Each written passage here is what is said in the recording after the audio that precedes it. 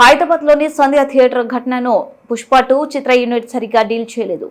తప్పు జరిగిన తర్వాత వ్యవహరించాల్సిన తీరు అది కాదు. సినిమా కోసం ఒక యూనిట్గా పనిచేసి ఏదైనా ఇబ్బంది వస్తే మాత్రం దానికి సినిమా హీరోను బాధ్యుడిని చేయడం సరికాదు. అనవసరంగా గోటితో పోయే దాన్ని గొడ్డలి వరకు తెచ్చుకున్నారు. ఈ అంశంలో తెలంగాణ ముఖ్యమంత్రి రేవంత్ రెడ్డిని తప్పు పట్టాల్సిన అవసరం లేదు. ఆయన ప్రజల విషయంలో ఎలా వ్యవహరించాలో అలా వ్యవహరించారు. తెలంగాణ సీఎం ఈ సినిమాకు ఎంతో అండగా నిలబడ్డారు. ఆయన ఏమీ జగన్లా వ్యవహరించలేదే అని ఉప ముఖ్యమంత్రి పవన్ కళ్యాణ్ అన్నారు. తన సోదరుడు నాగబాబుకు మంత్రి పదవి ఇవ్వడాన్ని పూర్తిగా సమర్థించుకున్నారు. పార్టీ కోసం నాలాగే ఆయన పనిచేశారు. దీన్ని వారసత్వ రాజకీయంగానో ఒక కులం అనే కోణంలోనో చూడకూడదు అని పవన్ కళ్యాణ్ చెప్పారు. గుంటూరు జిల్లా మంగళగిరిలోని జనసేన ప్రధాన కార్యాలయంలో ఆయన విలేకరులతో మాట్లాడారు. ప్రతి సెకండ్ తిరిగి రాదు కదా. నాకు ఈ 6 నెలలు వచ్చిన తర్వాత సమయం సరిపోవట్లేదు. అంటే నేర్చుకోవడానికి సమయం పడుతూ ఉంది. పరిష్కారాలు ఎత్తికే లోపు ఇంకా 100 పిటిషన్లు వస్తాయి. ఈ పవర్కి అంటే వచ్చేసిన తర్వాత ప్రతి సమస్యకి ఒక పరిష్కారం ఉంటుంది. పాపం నిజంగా చాలా ఆశించి వస్తాడు.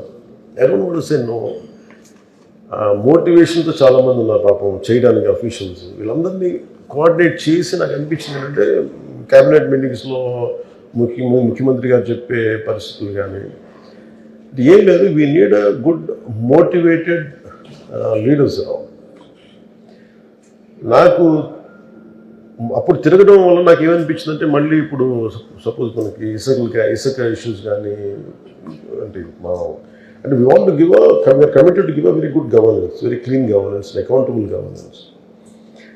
సో ఎంత ఇక్కడ కూర్చున్నా కానీ ఆఫీసులో కూర్చున్నా కానీ క్షేత్రస్థాయి పర్యటనలు చేస్తే వచ్చే శక్తి వేరు. సో నాకేమనిపించింది మనం ఎస్పెషల్లీ నేను పంచాయతీ రాజ్ తీసుకున్నప్పుడు 70% మనది అగ్రేరియన్ సొసైటీ కాబట్టి పంచాయతీ మీదే ఎక్కువ ఆధారపడి ఎక్కువ జనం కూడా పంచాయతీల్లోనే ఉంటారు.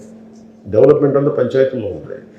సో నాకు అది ఒక వరంగా భావించాను. సో నేను వెళ్ళి చూద్దామని మాట్లాడుతున్నప్పుడు నాకు అనిపించింది ఏంటంటే దాని నుంచి అంటే నెక్స్ట్ లెవెల్కి ఏమనిపించిందంటే ఇదే camp office make shift camp office లాగా పెట్టుకోవాలి. I want to visit each and every district.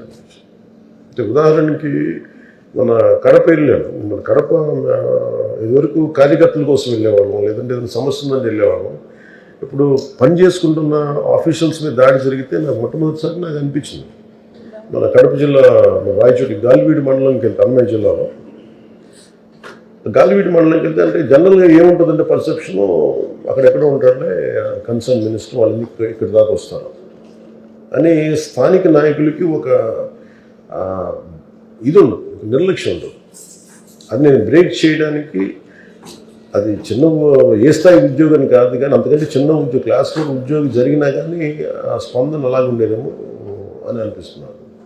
So నాకేంటంటే మేము very clear cut message to people.